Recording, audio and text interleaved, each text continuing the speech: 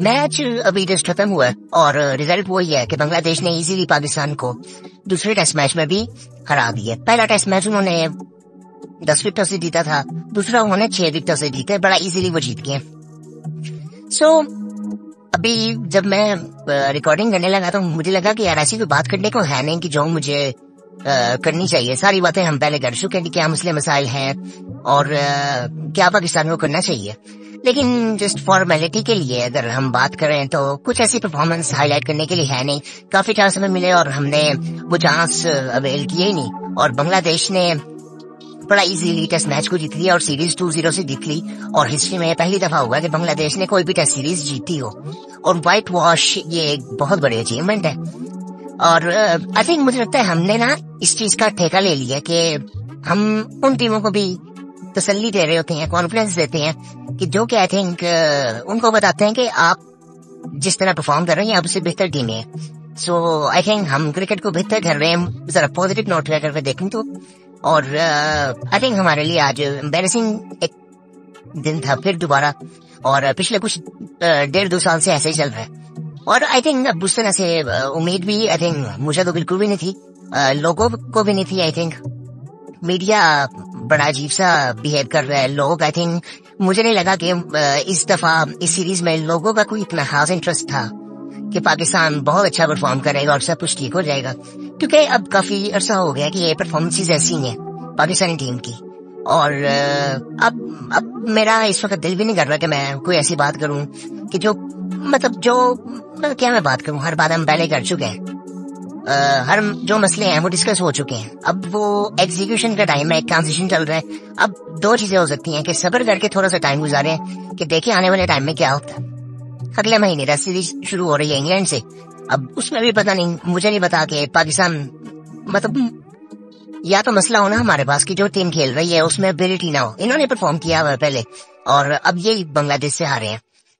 So I think ज्यादा कुछ कहने को है नहीं। और आप लोग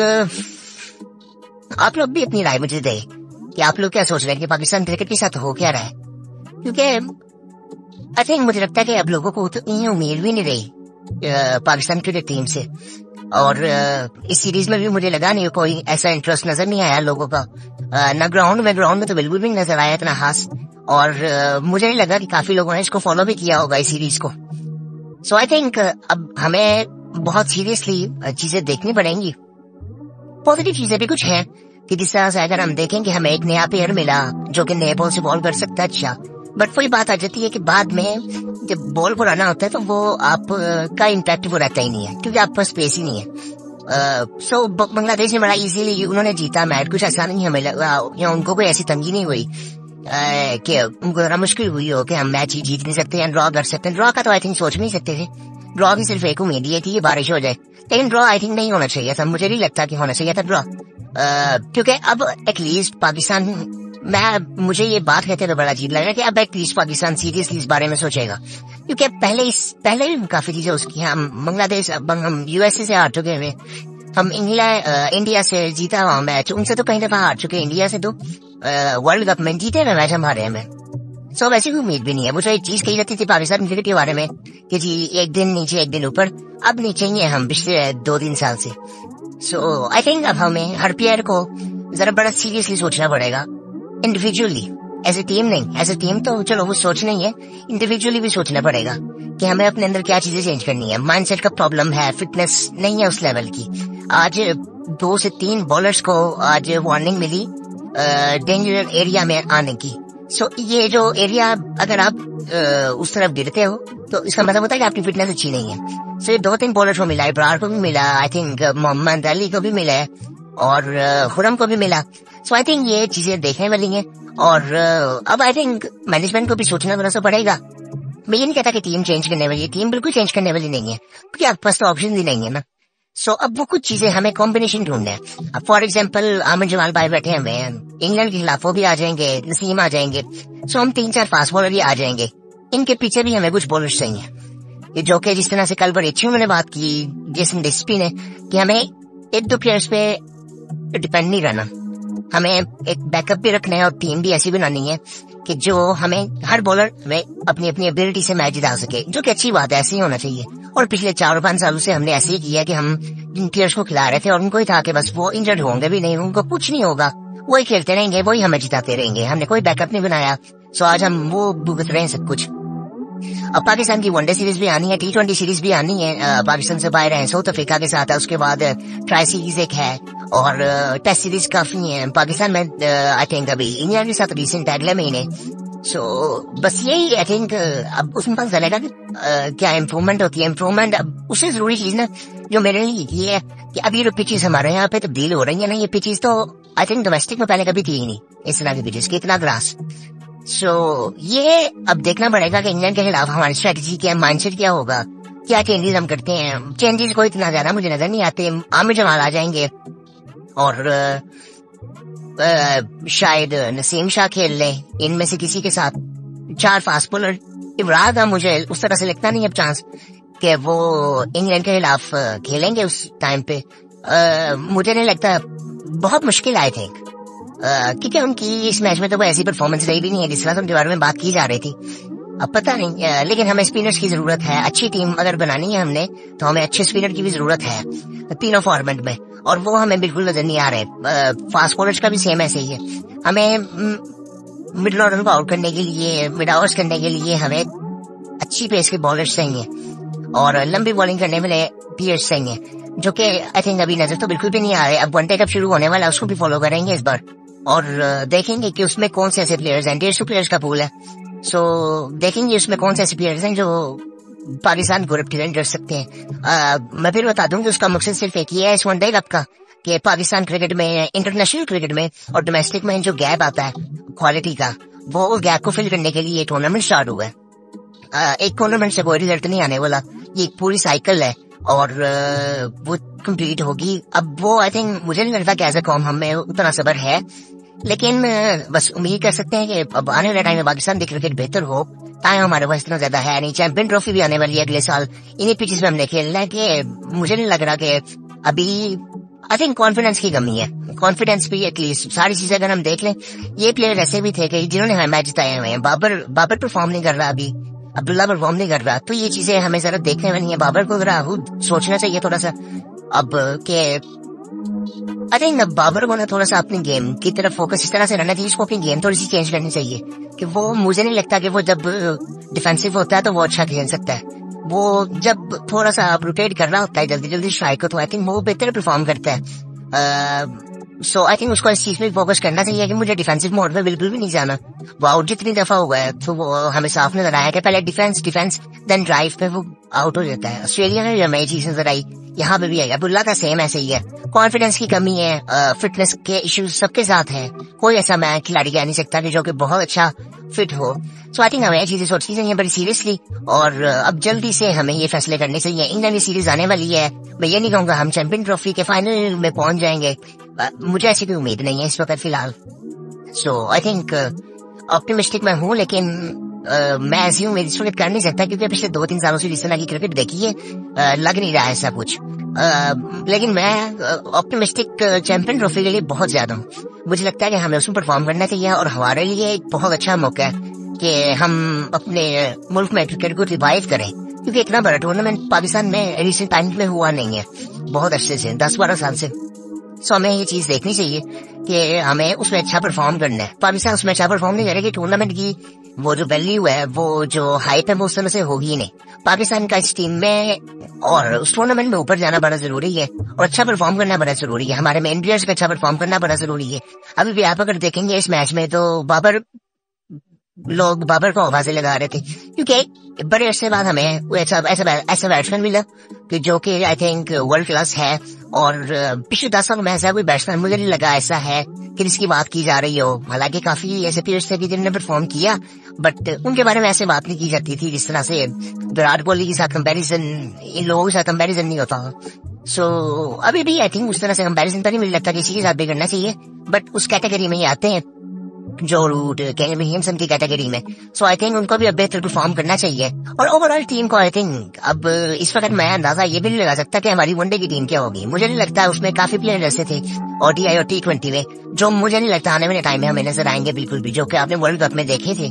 उसमें से आपको बहुत से प्लेयर्स आई थिंक नजर नहीं आएंगे मिड ऑर्डर में, और ऑलराउंडर्स आपको नजर नहीं आएंगे। मुझे नहीं लगता कि आमिर आगे खेलेंगे, इमाद आगे खेलेंगे, Iftikhar, Shadab, I don't think so कि आगे नजर भी आएंगे अलग इसी फॉर्मेट पे। सो बस होपफुल हो सकते हैं। रिजल्ट मुझे कोई इतना ऐसा लगा नहीं, शॉकिंग था नहीं, कि पता था कि पाकिस्तान मतलब बड़ा मुश्किल है कि यहाँ से मैच जीतना। और बॉलिंग इस मैच में हमारी काफी बेहतर थी, लेकिन बैटिंग पिछले मैच से बहुत बुरी थी। सो हमें एक चीज यहाँ पे दिखती है कि दोनों मैचों में हमें एक एक मौका मिला कि पहले मैच में हमने बैटिंग रिकवर करके अच्छी बैटिंग कर ली थी, उसके बाद बॉलिंग अच्छी नहीं की। उसके बाद इस मैच में हमने पहले 6 आउट करके हमने 262 फिर करवा दिए, 26 पे आउट करवा के। ये चीजें हमें सोचने वाली हैं और बड़ी सीरियसली सोचने वाली हैं। आई थिंक मुझे लगता है कि चीजें बेहतर तो होंगी, क्योंकि मुझे होप नजर आती है, वो ये आती है थोड़ी सी। सब कुछ होता है पाकिस्तान क्रिकेट में कि एक सिर्फ चीज नजर आती है, वो ये है कि इस वक्त हमारे कोचेस फॉर्चुनेट है, जो कि आई थिंक जिनका उनका इमोशनल ताल्लुक नहीं है पाकिस्तान से, पाकिस्तान क्रिकेट से, पाकिस्तानी प्लेयर्स है। सो वो एक जो फेवरेटिज्म आ जाता है और एक जो इमोशनल साइड आ जाती है कि जिससे हम फैसले अच्छे कर नहीं सकते। सो वो चीज आई थिंक नहीं होगी, लॉजिकल फैसले होंगे। और जिस तरह से आई थिंक जेसन रिस्पी ने जिस तरह से कल बात की वो बड़ी सेंसिबल थी आई थिंक, और वही रिक्वायरमेंट है पाकिस्तान क्रिकेट की। गैरी क्रिस्टन के बारे में भी जो ब्लॉग ज्यादा बात करते हैं, मैं उनको इतना जानता नहीं था, लेकिन मैंने जो सुना उनके बारे में वो यही है कि एबी डिविलियर्स ने भी एक दफा कहा था कि अगर ये 6 माह पाकिस्तान की कोचिंग इन्होंने कर ली और इनको आजादी मिल गई काम करने की, तो ये पाकिस्तान क्रिकेट को बहुत बेहतर कर देंगे। और डिसिप्लिन की आई थिंक बहुत ज्यादा कमी है, और डिसिप्लिन आई थिंक ये बहुत इशू है, फिटनेस का इशू है। आई थिंक फिटनेस के लिए भी ये हमारे कोचेस को आई थिंक थोड़ा सा एक्स्ट्रा एफर्ट डाल के देखना पड़ेगा, जो कि आई थिंक प्रोफेशनलिज्म में एक चीजें होती है कि अपने काम, जो आपका काम है बस वो करो। लेकिन आई थिंक मुझे लगता है कि हमें थोड़ा सा एक्स्ट्रा इनपुट चाहिए कोचेस से भी, क्योंकि वो प्रोफेशनल वैल्यूज हमारे यहाँ पे उस तरह से नहीं है कि जिस तरह प्लेयर्स को समझाना कि आपको फिटनेस की किस लेवल की जरूरत है, अवेयरनेस वो हमारे प्लेयर्स को बिल्कुल भी नहीं है। जिस तरह से जनरली होता है, मुझे कोई प्लेयर इस वक्त याद नहीं आता कि जिसका फोकस फिटनेस में बहुत ज्यादा हो। शुएब मलिक का नाम आता है कि जिन्होंने अपने आप को, वो पूरी जिंदगी अपने आप को लेके चले हैं, वो तो क्या उनकी बॉडी परफॉर्म कैसे कर रही है, उनको समझ थी उस चीज की। लेकिन आजकल के टाइम पे, आजकल हमारे स्पेशली हमारी टीम में प्लेयर्स को पता ही नहीं है कि मैं अपनी बॉडी के साथ क्या करूंगा, कैसे करना है और क्या होगा, वो रिजल्ट्स क्या आएंगे। कुछ ऐसी अवेयरनेस नहीं है प्लेयर्स को, जो कि आई थिंक ये बड़ी जरूरी चीज होती है एथलीट के लिए, कि एटलीस्ट उसको अपनी बॉडी का पता हो। हाँ ठीक है, प्रोफेशनल्स का अपना काम होता है, बट हर बंदे को आई थिंक अपनी बॉडी का पता होना चाहिए कि वो उसको अपनी बॉडी के साथ क्या करना है, उसको फिट कैसे रखना है, हेल्दी कैसे रखना है। सो आई थिंक काफी चीजें ऐसी हैं कि, और काफी चीजें हम बात कर चुके हैं, ये बेसिक चीजें हमें ठीक करनी है। 1 महीना हमारे पास है, बाबर आजम का परफॉर्म करना बड़ा जरूरी है। आई थिंक मुझे लगता है कि वो जब ये टूर्नामेंट खेलेंगे तो वो थोड़ा सा फ्रेश होंगे, और उन्होंने कप्तानी इस टूर्नामेंट की छोड़ी, जो कि बहुत अच्छी बात है, जो उनको बिल्कुल नहीं लेनी चाहिए थी। आई थिंक मुझे लगता है कि उनको आने वाले टाइम में भी अपने बारे में बड़ा सीरियसली सोचना पड़ेगा कि मैंने अपनी आने वाले टाइम में क्रिकेट खेलनी कैसे है, मेरा फोकस किन चीजों पे होना चाहिए।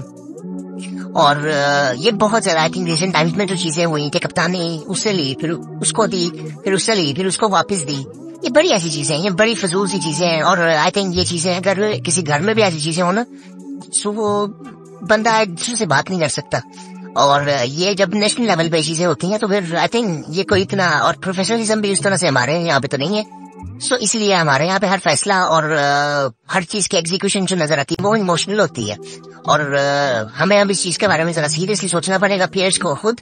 और आई थिंक हमारे प्लेयर्स को ग्रोम भी खुद भी होना पड़ेगा, और पीसीबी को भी सोचना चाहिए कि ग्रोमिंग की तरफ फोकस करें। अब ये जो गैप की बात की है, ये जो टूर्नामेंट करवा रहे हैं, इसमें आई थिंक सिर्फ ये नहीं होना चाहिए कि सिर्फ टूर्नामेंट क्वालिटी का करवा लिया, दैट्स इट। नहीं, प्लेयर्स की ग्रूमिंग बहुत ज्यादा जरूरी है। मेंटली आई थिंक कि वो किस तरह से बात कर रहे हैं, बात करने से बहुत ज्यादा कॉन्फिडेंस आता है कि आप कैसा बोलते हैं, और सेंसिबल बोल भी रहे हैं कि नहीं आप। सो ये काफी ऐसी चीजें हैं जो ठीक होनी है पाकिस्तान क्रिकेट में। जिस तरह की हम बात कर रहे थे कि ट्रांजिशन है, तो ट्रांजिशन तो है, लेकिन बड़ा पेनफुल है आवाम के लिए, और हम जैसे लोग हैं जो कि फॉलो करते हैं क्रिकेट को। और आई थिंक बस उम्मीद कर सकते हैं अच्छे की कि आने वाले टाइम में बेहतर हो।